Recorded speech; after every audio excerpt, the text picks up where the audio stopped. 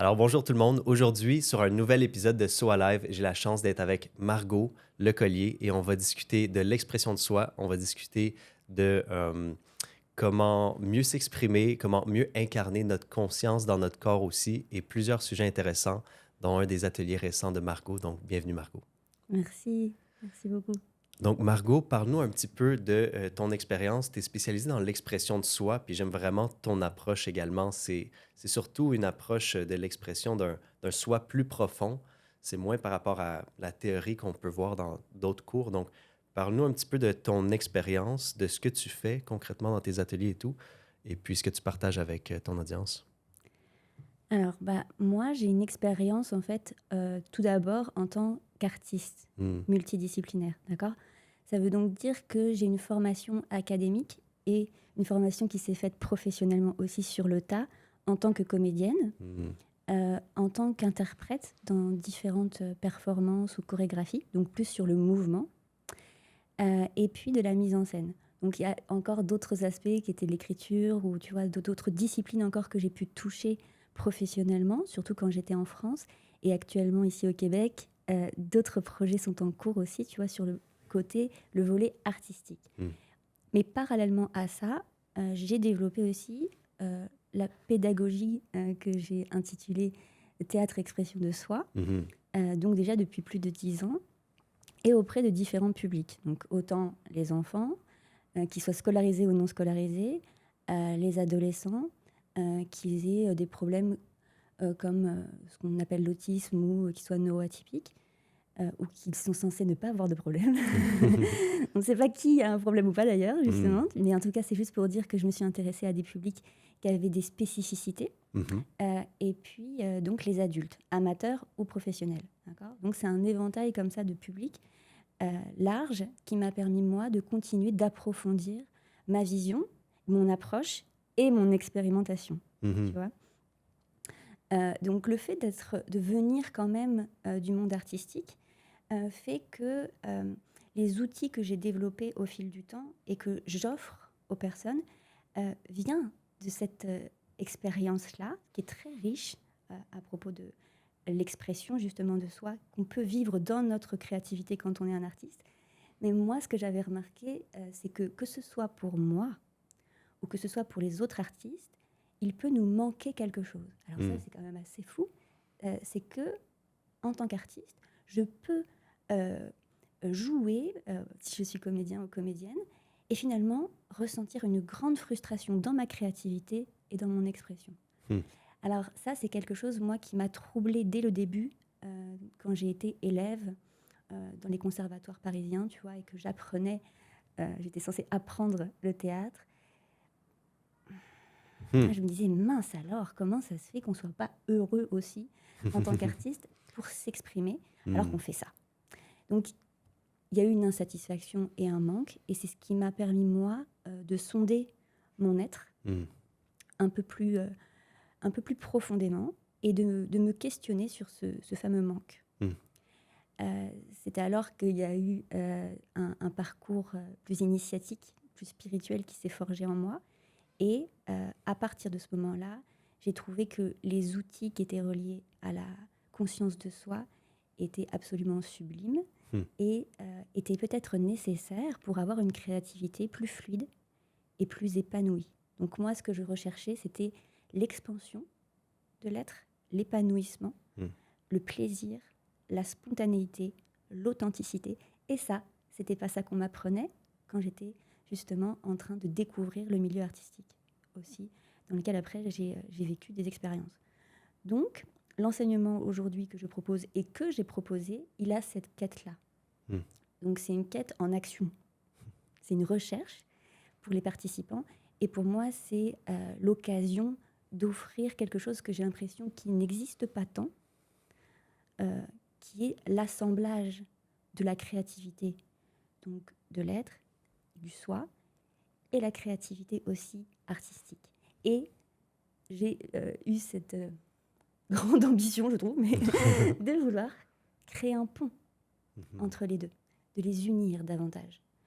Euh, et donc, ce que je favorise dans ces ateliers, c'est la sensation d'une certaine fluidité dans l'inspiration avant la création. Donc, c'est ça, ton approche est, selon moi, pas mal différente de ce qu'on enseigne dans le théâtre traditionnel ou dans le théâtre, dans mon expérience. Dans mon expérience, le théâtre, c'est très... bon, tu pratiques à faire un personnage, c'est des trucs qui ont été écrits il y a longtemps. Oui, il y a un aspect de spontanéité, mais pas tant que ça versus ce que toi t'enseignes. Ça a l'air, tu sais, très spontané, basé sur l'authenticité, basé sur l'intuition aussi, la connexion à l'essence. Donc, peux-tu nous parler un peu plus en détail sur c'est quoi la différence un peu plus concrète entre le théâtre classique, si on veut le voir comme ça, puis tes enseignements? Mhm. Alors, juste pour préciser, j'enseigne quand même, par exemple, à l'université, Mhm. ce qu'on pourrait appeler le théâtre classique, tu Mhm. vois, des ateliers de jeu pur, avec des scènes de textes contemporains ou classiques. Mhm. Ça n'empêche pas que même en faisant ça, on peut Mhm. distiller justement l'idée que pour l'acteur, il peut être un acteur créateur, C'est ça. d'accord, et partir de sa présence et de sa confiance pour sa créativité. Mhm. Donc moi, tu vois, où que j'aille, je distille ça. Mais effectivement, moi, ce que j'ai créé personnellement avec mes cours qui s'appellent Au fil du rêve, eh bien, c'est cette dimension-là. Donc c'est pour ça que c'est en priorité peut-être destiné à un public amateur qui ne cherche pas tout de suite à faire Mhm. carrière, euh, tu vois, dans l'artistique et dans le Oui. théâtre, mais qui vient chercher surtout, en fait, à retrouver une fluidité dans son expression, qui peut venir avec des manques, avec des soucis, avec des peurs, Mhm. euh, avec des inquiétudes, des troubles, ou peut-être simplement une envie passionnée, réfrénée depuis des millénaires, non, je rigole, depuis longtemps, depuis Mhm. bien trop longtemps, et qui finalement le prive d'un élan créateur. Mhm. Donc moi, c'est ce public-là, là, hein, d'accord, Mhm. que je chéris, parce que je me suis rendu compte que les personnes qui venaient à mes cours avaient un imaginaire incroyable, et que chacun avait un potentiel absolument ahurissant, et que le point de départ, en fait, que ce soit la faille intérieure ou que ce soit justement une aisance pour la personne au départ, bah, c'était toujours un terrain fertile pour une sorte de croissance intérieure.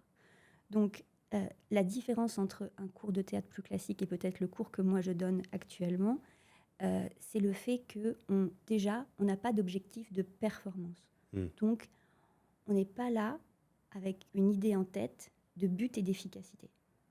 Mhm. Parce que sinon, l'être ne peut pas arriver. L'être ne peut pas venir.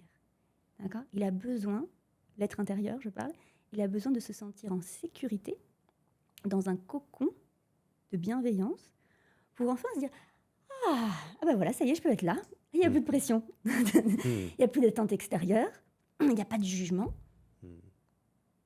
ni de moi-même, ni des autres. Alors en tout cas, ça c'est un gros travail quand même, on est d'accord. Mais par la bienveillance et par un contexte en fait euh, que moi j'apporte, qui est le fait que justement on n'est pas là pour paraître, on n'est pas là pour sortir des choses de soi aussi qu'on n'a pas envie, Mhm. d'accord, mais qu'on est plutôt là pour se découvrir patiemment, pas à pas. Bah déjà, voilà, on change en fait l'intention. Mhm. Donc c'est déjà une question d'intention. Donc ce cours, il a l'intention de veiller au bien des personnes qui viennent. Et pour moi, veiller au bien, bah, c'est prendre soin peut-être d'une partie d'eux qui n'a peut-être jamais eu l'occasion, en fait, de prendre place. Donc c'est-à-dire de naître. Mhm. Ils sont là, ils vivent, ils ont vécu, on a tout né, on est là, mais on n'a pas pris soin de ça en nous. Mhm. Donc même nous-mêmes, on se méconnaît. Et parfois, dans nos vies, on peut avoir besoin comme ça d'avoir des espaces où on va se sentir en sécurité juste pour commencer à se ressentir soi-même. Mhm. C'est le premier pas pour ensuite s'exprimer. Puisque pour que je m'exprime, il faut que je me ressente. Sinon, je m'exprime, mais je comble le vide. Mhm. Ben oui, c'est super intéressant, justement, cette dimension de l'être que je pense qui est absolument essentielle dans des temps comme lesquels on est aujourd'hui. C'est une époque où tout avance à un pas tellement accéléré, il y a un gros focus sur les technologies, mais je pense qu'on a un peu oublié cette connexion-là avec l'élément le plus précieux, je pense, d'une vie, c'est la connexion avec cet être-là. Donc, c'est magnifique quand même que tu crées un espace pour ça. Comment est-ce que ça fonctionne de créer un espace pour ça? Puis, si tu peux nous donner un peu, un peu plus de contexte, un exemple, un scénario que les gens pourraient voir ou se projeter dedans, de quoi ça ressemble à un atelier avec toi? Hmm. Bon, bah déjà, chaque atelier est unique presque. C'est-à-dire que même dans une session de 10 cours où on va avoir toute une progression, chaque atelier va avoir quand même une vibration particulière. Parce que moi, je m'ajuste aux personnes qui sont là. Mm. Donc, il y a ce que j'enseigne et que je vais traduire à travers mes exercices et mes jeux, mais il y a quand même réellement quelque chose qui va se passer avec le groupe qui est choisi. Mm. D'accord ? Ça, c'est vraiment important parce qu'on travaille l'unicité de l'être. Donc, comme chacun est réellement unique, on vibre à l'unisson. Et c'est un parcours que l'on vit tous ensemble et que moi, je facilite, d'accord, de manière inspirée. Ça, c'est important de le dire aussi, parce que c'est ce qui fait la différence. Donc, il y a des outils qui sont proposés, il y a des jeux qui sont élaborés, qui travaillent toujours le mouvement, la sensorialité, donc les sens, pour pouvoir justement se ressentir, pour pouvoir s'explorer. Parce que souvent, ce qu'on n'a pas eu l'occasion de faire, c'est s'explorer. Mm. Donc on a besoin d'aller redécouvrir des terrains méconnus de soi, des espaces, d'accord ? On doit apprendre à se reconquérir soi-même dans des endroits abandonnés, dévastés, oubliés, juste méconnus, okay ? Qui sont souvent le terrain de l'enfance. Et l'enfance, c'est merveilleux. C'est l'aspect ludique, c'est l'aspect joyeux, c'est ce fameux aspect spontané, mais qui est l'endroit de l'étincelle de notre inspiration. Donc, moi, je vais favoriser des jeux qui vont permettre d'explorer ça c'est sûr, ce terrain-là. Puis, il va y avoir aussi le terrain du sauvage, de l'animalité. Ça, c'est le mouvement expressif, qui a besoin aussi d'être reconquéri. D'accord ? Que ce qu'on soit homme ou femme, on a besoin d'aller dans nos entrailles, dans nos profondeurs, et de sentir que l'on est capable d'aller retrouver nos instincts les plus archaïques. Alors ça c'est l'espace de la liberté. Okay, donc là, les élèves, c'est en fonction d'eux-mêmes, leur capacité à se sentir libres, qu'ils vont de plus en plus oser investir cette partie-là d'eux, l'endroit du sauvage. Le sauvage, c'est pas jouer l'animal, mais c'est ressentir l'énergie de l'animalité en soi. Et ça, c'est passionnant. Hein. Il y a d'autres terrains. Il y a le terrain du cœur, l'espace de la sagesse intérieure, qui permet aussi de s'exprimer avec une autre qualité, avec d'autres vibrations, avec comment dire, des éléments plus subtils et qui peuvent être délicieux à découvrir en soi. Donc il y a pas mal comme ça de terrains propices à l'épanouissement et à l'expansion. Et moi, même quand je vais proposer aux personnes des improvisations qui vont être plus théâtrales, où ils vont devoir apprendre à faire des situations, à se dire « Ok, je suis tel personnage, toi aussi », ça va toujours être en lien avec ça, avec le fait de redévelopper des parties d'eux qui n'ont peut-être pas encore eu l'habitude de s'exprimer. Donc ce qu'on souhaite aussi, c'est favoriser la circulation de l'énergie expressive. Tu vois ?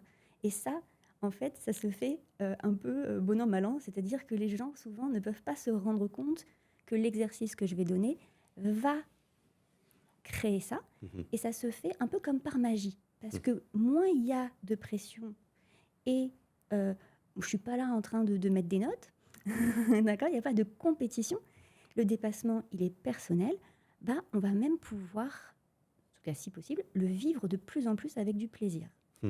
Donc l'enjeu dans mes cours aussi, et ça c'est certains exercices que je propose, va être de passer de la peur à l'action. Donc arriver à écouter ma proposition, d'accord ?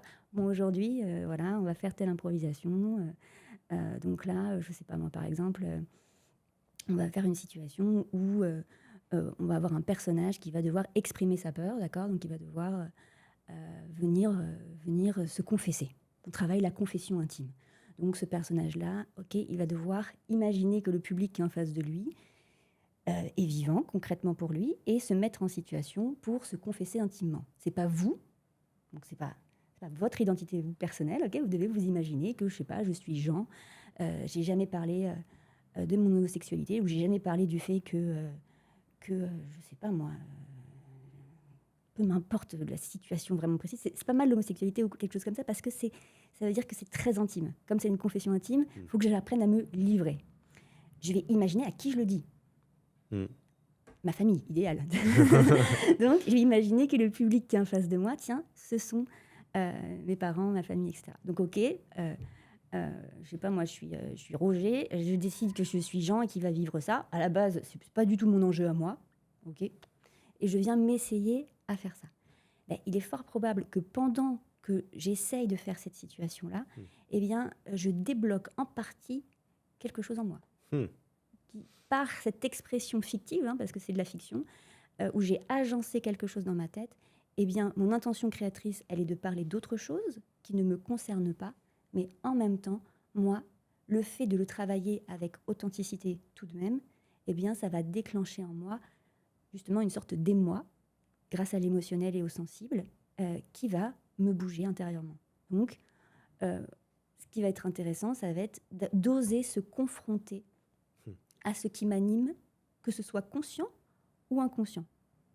Donc, je traverse la peur et par l'imaginaire, je passe à l'action.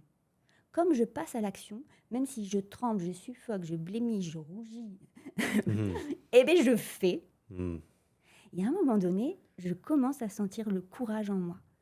Et ce courage s'investit dans mon corps. C'est pour ça que mon énergie créatrice commence petit à petit à circuler. Et là, je vis du plaisir. Puisque je peux être fière de moi quand même. Avant, j'étais assis, je regardais les autres passer, je me disais « Oh non, non, non, mais là, ce qu'elle m'a raconté, Margot, c'est pas possible. Déjà, dans la vie, l'intimité, c'est pas possible. Parler comme ça, c'est pas possible. Et là, il va falloir que je le fasse devant d'autres personnes. Mince alors. Et tiens, le jeu va permettre en fait que je m'oublie un peu. Et ça, c'est bien.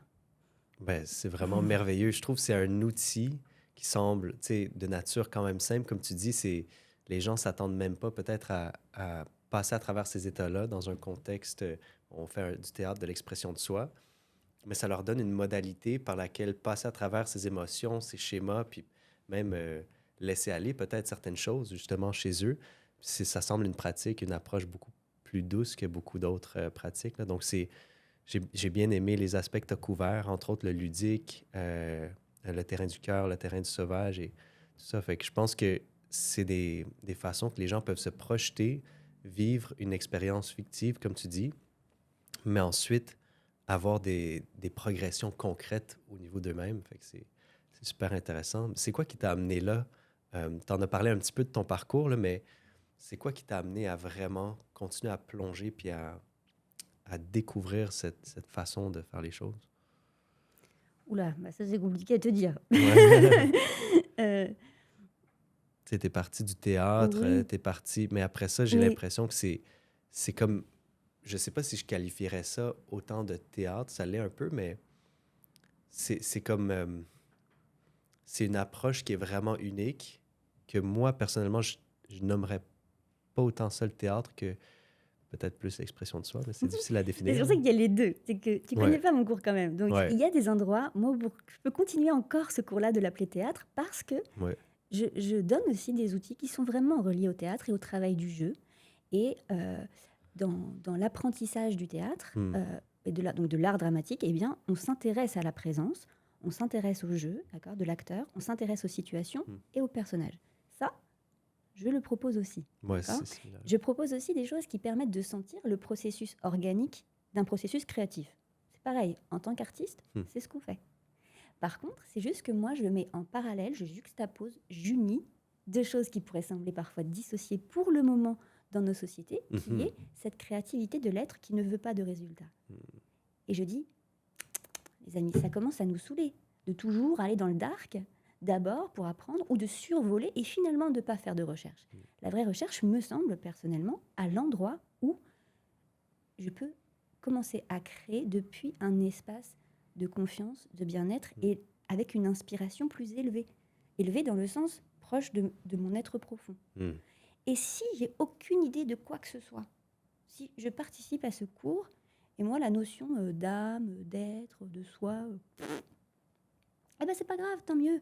Viens quand même, Hmm. assis-toi 10 Ouais. minutes, essaye de jouer, et rends-toi compte quand même qu'il y a une partie de toi là, ouf, Hmm. qui se meut à travers le trac Hmm. et à travers le plaisir, qui a l'air d'être une énergie nouvelle. Waouh! Et que quand tu sors du cours, tu es en joie. Et même quand tu es à l'intérieur, quand même, quelque chose t'enflamme, t'attise, tu vois, te bouleverse. Ben ça, pour moi, c'est l'endroit de la passion aussi que l'artistique peut amener. Donc, Hmm. il y a quand même, tu vois, cette notion de théâtre dans mon cours et cette notion de passion parce qu'elle est proche de l'humanité.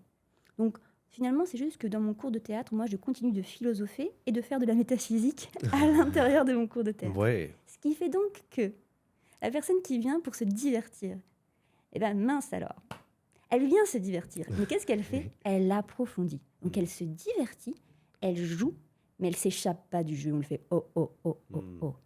Le jeu, mon ami, c'est de le faire en conscience. Exact. Parce qu'alors là, c'est exponentiel ce qui va se passer.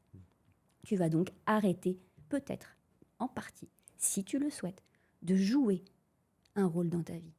Parce que tu vas découvrir le jeu au théâtre qui est dans un cadre structuré où tu peux te métamorphoser à l'infini. Puisque si tu le choisis toi et le décides, tu vas pouvoir conscientiser que ta forme extérieure peut se transformer, que tu peux transformer tes émotions, puisque tu peux les créer en les choisissant consciemment par ton intention, que tu peux par ta parole changer ta voix, pareil, jauger l'énergie, canaliser l'énergie et l'utiliser, et que tous ces aspects-là, que ce soit physique, sensoriel, émotionnel et intellectuel, eh bien ça t'appartient. C'est toi-même. Tu es ton instrument, d'accord? Mais l'instrument le plus beau, c'est ta conscience. Et c'est cette conscience qui s'amuse que moi, je cherche à éveiller chez les gens, avant leur personnalité. Or, dans un cours de théâtre, peut-être ce qu'on fait d'abord, c'est l'ego qui s'amuse à jouer, d'accord, qui se travestit, qui se métamorphose, et c'est déjà absolument génial, d'accord, c'est très agréable au niveau de la passion, justement. Et l'endroit où moi, tu m'as demandé ça, j'essaye de te répondre à ta question quand même, l'endroit où moi, peut-être, j'ai cherché autre chose, c'est justement, j'ai cherché l'endroit où je voulais, moi, sentir que, ok, je me métamorphose, mais cette partie-là de moi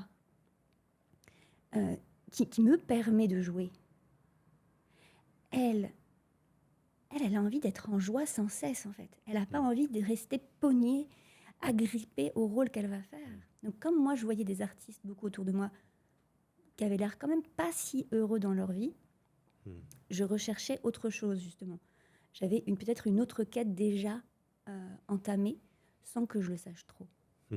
Mais peut-être ce que j'ai choisi de faire, moi, c'est de continuer, même si je pouvais paraître à l'époque à Paris un peu huluberlu, en parlant de cœur déjà, et en cherchant une certaine forme d'innocence, quelque part, dans ces explorations artistiques.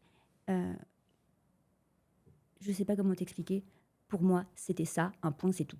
Donc il y avait une forme de radicalité intérieure qui disait non, oui. Donc j'ai suivi ce grand oui intérieur, coûte que coûte. Coûte que coûte. Et au final, le courage qui m'a habité pour pouvoir choisir d'offrir ça aux autres a été validé à partir du moment où j'ai eu dans l'expérience concrète des êtres, des individus qui sont venus témoigner du bienfait que ça leur procurait. Donc là, en fait, moi, ça me suffit. Si je vois quelqu'un qui est en train de participer finalement là, à cette grande exploration, et puis qui s'assume lui-même de manière autonome dans la recherche de son expression libre, c'est béni quelque part, tu vois. C'est très très beau à voir en fait. Ben oui, je pense que c'est vraiment une approche magnifique. Puis à un certain niveau, tu es une pionnière là-dedans. Là. Tu sais, c'est une combinaison d'outils peut-être qui existaient, mais de la façon que tu l'approches, je pense que ça permet une transformation plus profonde dans l'être qui est vraiment quelque chose de magnifique. J'aimerais ça plonger dans les terrains que tu as abordés plus tôt, puis donner des exemples peut-être comme, mettons, un exemple de terrain ludique ou l'exploration au niveau ludique, ça serait quoi pour les gens qui puissent s'imaginer peut-être un scénario? Moi, j'ai parlé du terrain de l'enfance et Terrain de le l'enfance, terrain de ouais. l'enfance, mais c'est pas spécialement qu'avec un scénario qu'ils vont vivre ça en eux. Mais ça veut dire qu'on va toucher à l'enfance comme espace interne, d'accord, qui n'a pas été vécu Hmm. obligatoirement. C'est-à-dire qu'en gros, je vais essayer de te donner un exemple. Mais en gros, souvent, quand on a un problème avec notre expression, ou qu'on a cette impression-là, Hmm.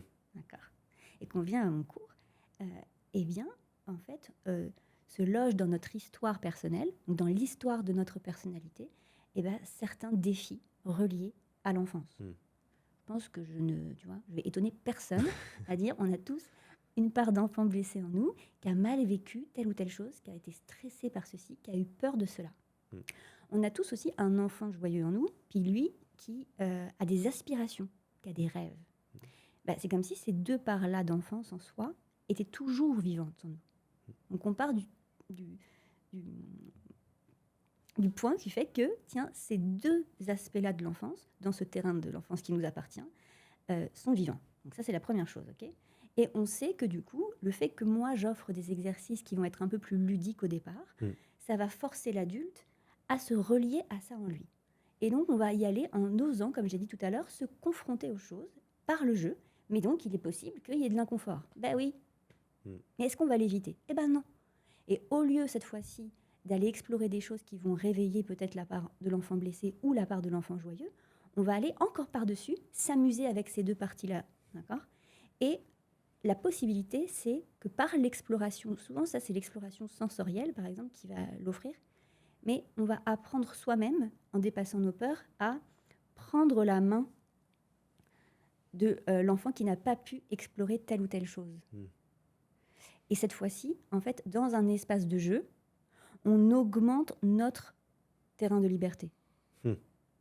Par exemple, si dans une situation d'improvisation, je me permets de jouer un enfant qui dit telle ou telle chose à sa grand-mère, et que c'est un personnage et que c'est fictif, mais que moi, ça peut résonner d'une manière ou d'une autre, d'accord, dans ma vie, et bien là, grâce à la fiction, grâce à l'espace d'expression, je suis en train de reconquérir une partie de moi qui n'a jamais pu dire ça, qui n'a jamais pu faire ça, qui n'a jamais pu sentir dans son corps cette liberté-là. Et ça se passe pour de faux, mais ça se passe pour de vrai dans le corps, dans le cœur, dans l'esprit et dans l'être. Ce qui fait que immédiatement, c'est réintégré. Tu vois, il y a comme quelqu'un qui dirait, je viens au cours de Margot, moi je peux pas m'exprimer dans la colère. Alors je le force, non, c'est pas vrai. Donc on va prendre tout le temps, ce sera le tempo, d'accord, ajusté à la personne, son propre tempo, petit à petit, pour se rendre compte que cette énergie-là, c'est l'énergie du sauvage. Mais je suis pas là pour te dire dis donc, t'as été brimé dans ton enfant. Non, on fait pas de la psychologie. Ceux qui ont envie de le faire, c'est génial. Tu sais, on l'explore chacun à sa façon dans tous les espaces de notre vie, pour le coup, ce qui peut nous permettre d'aller mieux, bien sûr. Hein. Mais dans le cours de théâtre, c'est pas de la psychologie qu'on fait. Mais au final, on a peut-être cette occasion de réintégrer donc des parts de soi qui n'ont pas pu être vécues ou investies. Donc ça ouvre ton champ d'horizon, d'exploration concrète. Et si tu le fais de plus en plus en conscience, tu réactualises les choses. Donc au lieu d'être privé dans ton inspiration, ton imaginaire, et bloqué je ne sais pas où dans le passé, il y a un moment donné, par le jeu, peut-être que je vais réussir à ressentir l'énergie de la colère en moi pour jouer un personnage, et que je vais donc vivre l'affirmation. Si je vis l'affirmation, qu'est-ce que je vis ? Je vis du plaisir. Je vis du plaisir d'être moi, de savoir dire non, de savoir dire oui. D'accord ? Et surtout, ce qui est très drôle, c'est qu'avec le théâtre, on aime beaucoup les personnages en colère parce que souvent, ils nous rappellent l'aspect héroïque. Et on n'est pas souvent assez des héros dans notre propre vie. On croit que le héros va sauver les autres.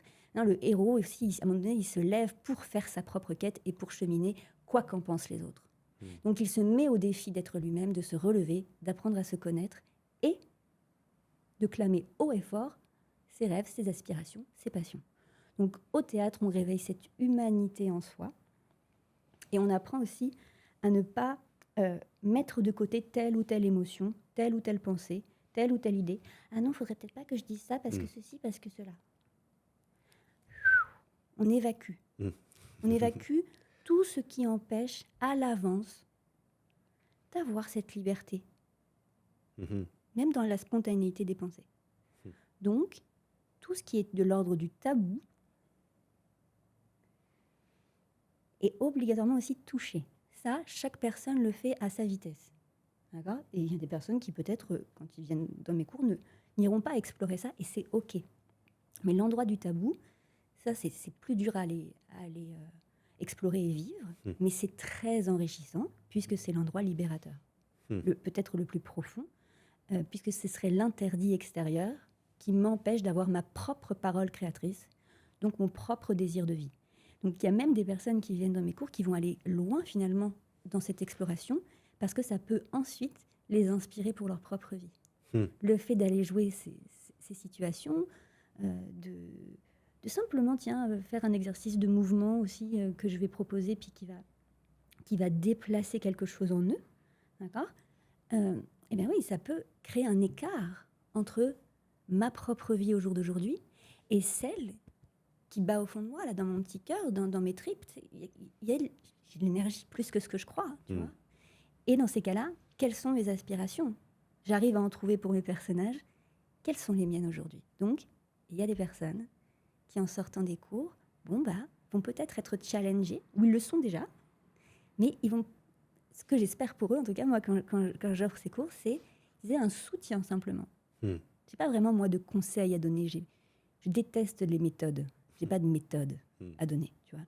Mais il y a une forme d'exemplarité par le jeu lui-même et par la conscience qui s'émerveille de changer, donc de se métamorphoser, d'accepter que notre vie, en fait, elle est faite de haut et de bas, mais que le plaisir d'apprendre à être en équilibre, en aimant tout, waouh, c'est vraiment vivifiant, tu vois. Donc c'est ce que je soutiens, je crois, et j'espère tu vois, faire vivre avec les participants. Ben, je trouve ça super intéressant, en fait. C'est comme... En fait, ce qui est remonté pour moi, c'est que j'ai réalisé la différence entre l'expression de soi puis l'opposition à la répression de soi. Puis je réalise que dans notre société, je pense qu'il y a, et moi inclus, là, moi le premier, il y a des aspects qu'on réprime de nous-mêmes. Puis en offrant ce terrain de jeu-là, ça permet à l'expression de ces aspects-là. Comme tu dis, il y a des terrains même plus profondément, le tabou, qui sont évidemment complètement ou grandement euh, obfusqués, cachés dans la société.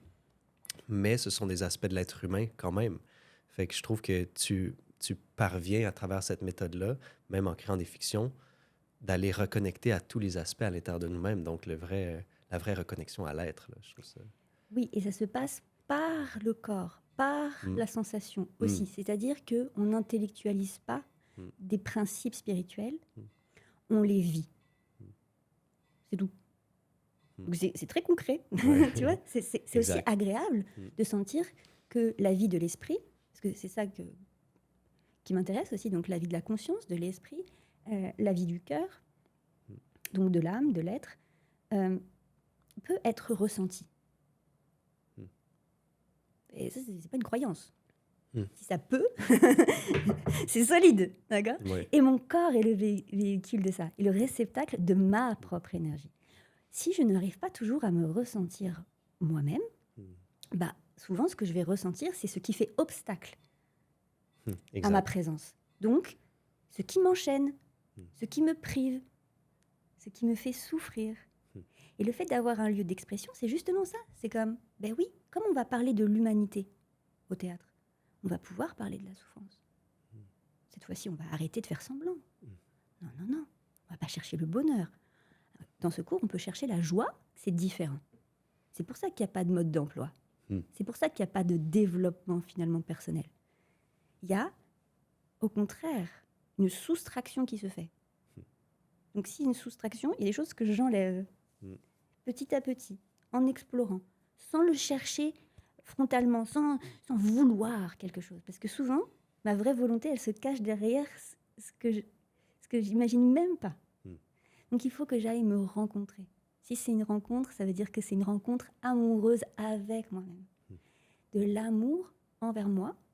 Et l'amour, c'est pas un concept pareil très complexe, hein. C'est cette fameuse bienveillance aussi vis-à-vis de moi, un peu moins de jugement et du plaisir. Mm. Donc du plaisir dans mon jeu. Petit à petit, je change ça et donc je découvre que tout ce qui fait obstacle à mon expression, je pourrais sans cesse aller le définir et le nommer à l'extérieur de moi. Tu sais. Mm.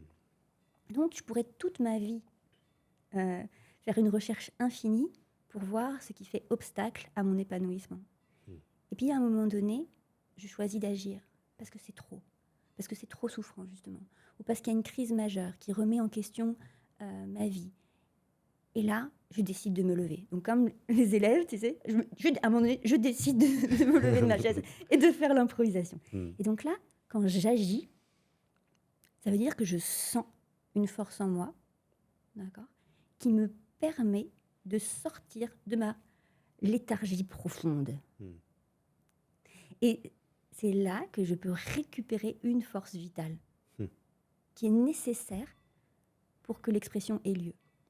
Donc je peux aussi faire ça sans rien dire, par mon corps en mouvement, d'accord, langage non verbal, par le langage émotionnel et par l'union de tout ça.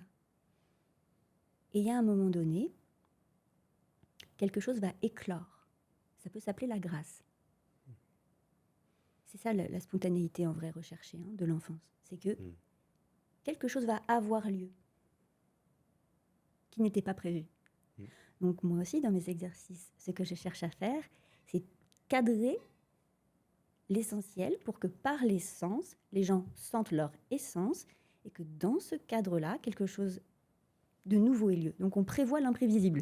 On a rendez-vous avec cet imprévisible. Okay, on s'entraîne à canaliser nos énergies pour que ça ait lieu, qui est donc une rencontre avec ma propre présence. L'exercice le plus difficile que je fais faire, souvent, c'est ça. C'est juste une chaise. Et puis, il faut venir s'asseoir devant les autres et ne rien faire. Juste être. Se laisser être, se laisser observer et commencer à aimer le fait d'être regardé tout en diffusant aussi soi-même sa présence.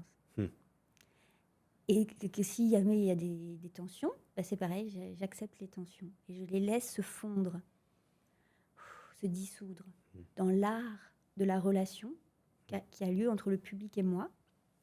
J'en ai parlé aussi un peu tout à l'heure, tu vois, je m'oublie un peu, juste assez pour que ma présence advienne, que mon énergie réelle s'incarne. Réelle dans le sens, c'est une autre réalité. L'âme est réelle. Encore faut-il que je choisisse de m'asseoir et de l'incarner. Puis ça, toute ma souffrance, toutes mes histoires, tous mes problèmes de ma personnalité peuvent longtemps bloquer l'accès de moi à moi. Donc de moi au soi. C'est moi qui ai les clés en main pour ouvrir les portes. Mais il y a des personnes qui existent sur Terre qui de temps en temps, comme moi et plein d'autres, ils sont juste des petits passe-partout. Okay, ils sont des petits guides. Ils ont dit ouais, moi aussi j'ai des clés. Mais c'est pas les mêmes que les tiennes. Et moi, je me suis déjà amusée à essayer d'ouvrir des portes. Est-ce que tu veux venir avec moi? Juste pour que tu découvres tes propres portes et que tu t'amuses à chercher, à les ouvrir et à les refermer à ta guise, librement. Quand tu en as envie. Donc l'expression de soi, elle n'est pas obligée. Je pense que tu l'exprimes magnifiquement. Là. Il y a plusieurs choses que tu as dit qui étaient vraiment des perles. Je vais aussi transitionner tranquillement vers un atelier que tu as fait ici, un récital, qui est une façon que, si je comprends bien, de toi d'exprimer un aspect de cet être que toi tu l'as mis en présentation. Donc, j'aimerais ça couvrir avec toi ton récital sur l'être de feu. Peux-tu nous en parler un peu plus de ce que c'est pour toi l'être de feu, puis qu'est-ce que tu as organisé?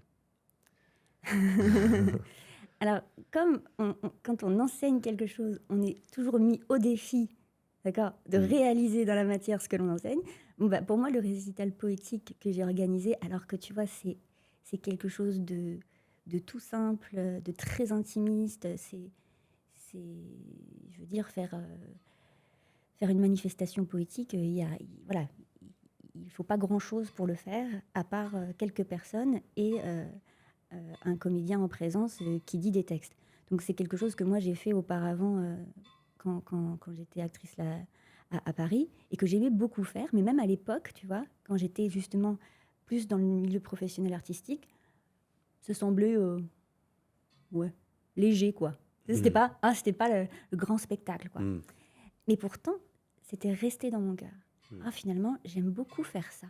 Simplement dire de la poésie. Et donc redonner au langage. Je trouve que le langage poétique s'approche du langage sacré. Parce que comme il joue avec les mots, justement, il joue avec notre propre conscience rationnelle ou intuitive, Mm. joue avec notre cœur, notre corps, nos sensations. Et donc, déloge en nous notre façon, justement, de croire que le réel est comme ci ou comme ça. Mm. C'est déjà un peu proche du sacré. Donc, effectivement, moi, dans ma propre expression de moi-même, j'ai eu besoin de me réapproprier cette chose que j'avais déjà faite auparavant et de la réactualiser peut-être un peu plus proche encore de ma propre spiritualité. Donc finalement, ce que j'ai offert là, c'est assez intime parce que c'est proche de la mystique quelque part, tu vois, c'est chercher à parler de ce qui est innommable. Mm. Et quand même avec des mots. Donc c'est quand même, c'est périlleux, tu vois. Mm. Mais c'est vouloir rendre hommage à la présence, Mm. qui s'incarne aussi finalement par le langage, mais qui a besoin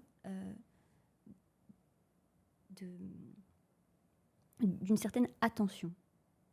Justement, comme quand on regarde la flamme d'une bougie. Donc, comme quand on est dans un espace de recueillement.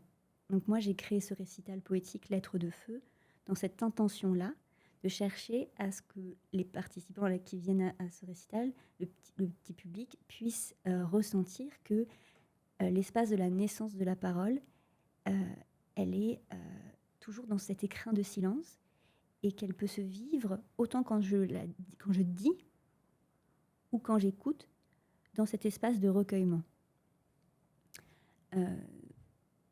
C'est déjà ça que je voulais, tu vois, proposer. Et Ben, c'est ça. Je trouve que tu as créé un beau scénario. Je pense qu'il y a des gens qui ont vécu des super belles émotions. Ça a été très émouvant. Tu es allé toucher des points, je pense, super importants même dans la conscience des gens. Euh, mais j'aimerais rentrer, peut-être moi, dans mon intérêt, c'est ton choix des mots pour l'être de feu. Qu'est-ce que ça veut dire pour toi, puis pourquoi tu as choisi ces mots-là spécifiquement? mais je ne sais pas si j'ai envie de tout dire. T'as vu, je Ouais, dis il y a tout une à l'heure, intimité aussi, mais... tout à l'heure, j'ai dit l'expression de soi, c'est Ouais, comme ouais, on peut ne pas. ouais. Non, je rigole. Non, mais parce que je vais essayer de jouer le jeu, de te révéler un peu plus pourquoi j'ai nommé ça lettre de feu. Mais déjà, c'est parce que le sujet de ce récital est en lien avec la métamorphose du cœur. En imaginant que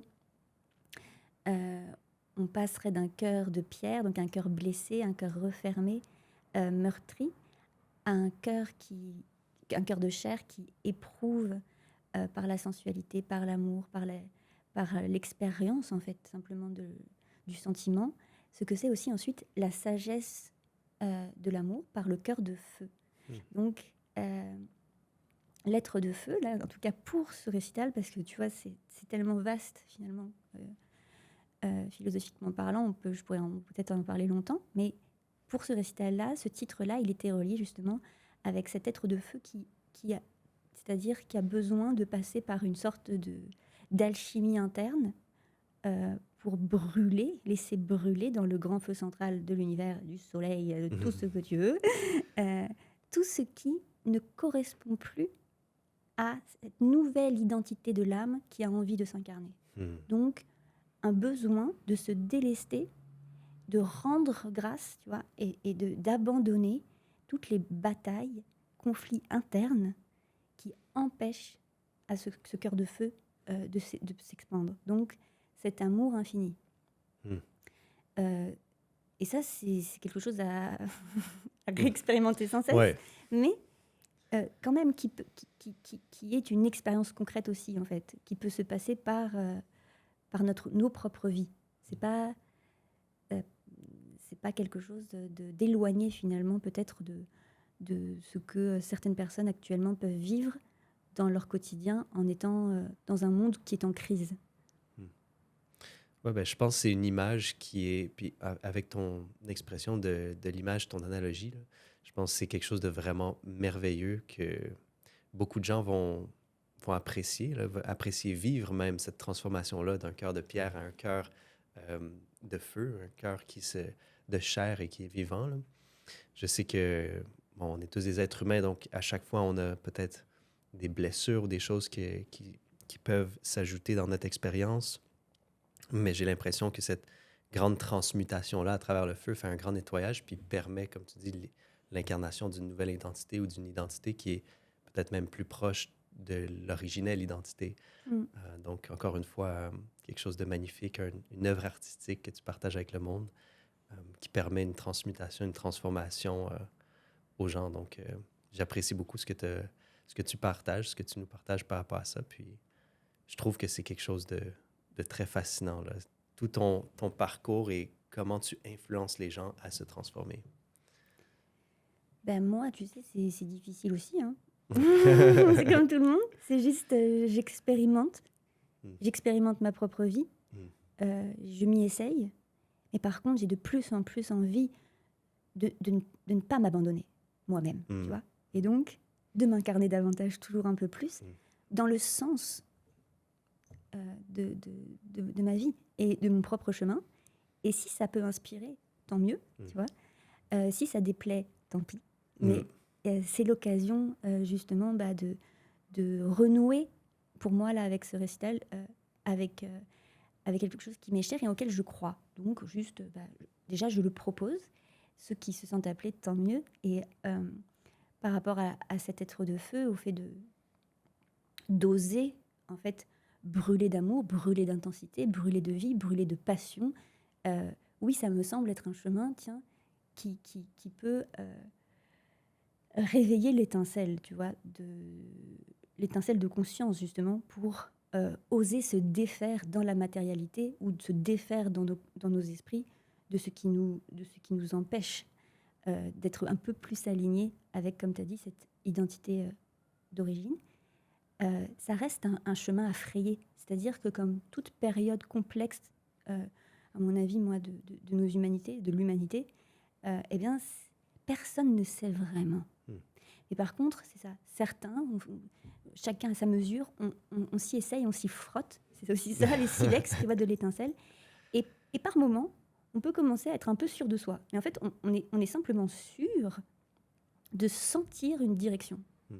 Et si cette direction, c'est une direction qui motive, qui donne de l'élan, c'est ça aussi le feu, hein, pour moi, au jour d'aujourd'hui, là où j'en suis, je trouve ça déjà extraordinaire. Parce qu'en fait, c'est la base. C'est la crise majeure que l'on vit depuis, en vrai, longtemps, qui est une crise économique, politique, c'est une crise de conscience, et c'est pas que moi qui le dis, et Krishnamurti qui le dit bien, et qui l'a nommé déjà à l'époque, en disant, voilà, toute crise de l'humanité, c'est une crise de conscience, donc c'est aussi une crise spirituelle. À chacun de la lire comme il le souhaite, et de s'approprier, du coup, dans ce mouvement planétaire, ce qui lui sied, ce qui lui convient, d'accord ? Mais si à un moment donné, tout s'écroule, parce qu'on parle beaucoup d'effondrement, d'écroulement, et si dans cet effondrement, justement, j'acceptais de brûler, j'acceptais cette perte, soi-disant, pour en gagner, justement, en étincelle intérieure. Alors tout ça, moi, je le dis poétiquement un peu aussi, ou de manière imagée, mais parce que je crois que ces métaphores-là, justement, elles laissent beaucoup d'espace pour l'imaginaire de chacun à sentir si c'est en écho ou pas. Tandis que la parole qui instruit, mais avec des dogmes, elle martèle le cerveau et elle empêche les gens de sentir ce qui est bon pour eux. Or, personne d'autre que soi ne peut le savoir. Donc, parle-moi de l'expérience artistique et ses inspirations. C'est juste, tiens, est-ce que dans ce feu créateur global, d'accord, général, finalement, euh, il y a des êtres aussi qui se sentent en train, tu vois, d'avoir un besoin de métamorphose intérieure plus grand ou pas. Mhm. Si c'est le cas, tiens, ce serait peut-être intéressant que chacun partage ses trouvailles. Mhm. Donc, j'essaye de le faire, moi, actuellement, dans cette façon de voir, tu vois, de cette façon de penser, quoi. Ben, c'est magnifique. Merci beaucoup, Margot. Je pense que tu nous as partagé énormément de perles par rapport à ta perspective sur comment tu vois la conscience, l'être. Puis je pense qu'il y a beaucoup de gens qui vont s'en sentir inspirés. Juste une dernière petite note. Je sais qu'on pourrait couvrir en long et en large euh, l'exploration de l'être dans toutes ses facettes, mais je pense que là, on a fait un bon tour. Puis j'aimerais ça que les gens puissent quand même continuer à te suivre, continuer à suivre ton évolution. Mhm. Où est-ce qu'ils pourraient te rejoindre sur les médias sociaux ou autres? Bah, ils pourraient me rejoindre sur mon site, Mhm, d'accord, qui est aufildurêve.ca. mhm, Et sur les réseaux sociaux aussi, ça va être la même appellation. Donc, c'est le rêve, non pas de devenir une star, tu l'es déjà, c'est l'étoile intérieure, quoi. Et le mhm, rêve, justement, de cette inspiration pour ensuite créer de façon plus alignée avec soi. mhm. Donc, aufildurêve.ca. Mm. Merci beaucoup, Margot, pour ton temps. Merci à toi.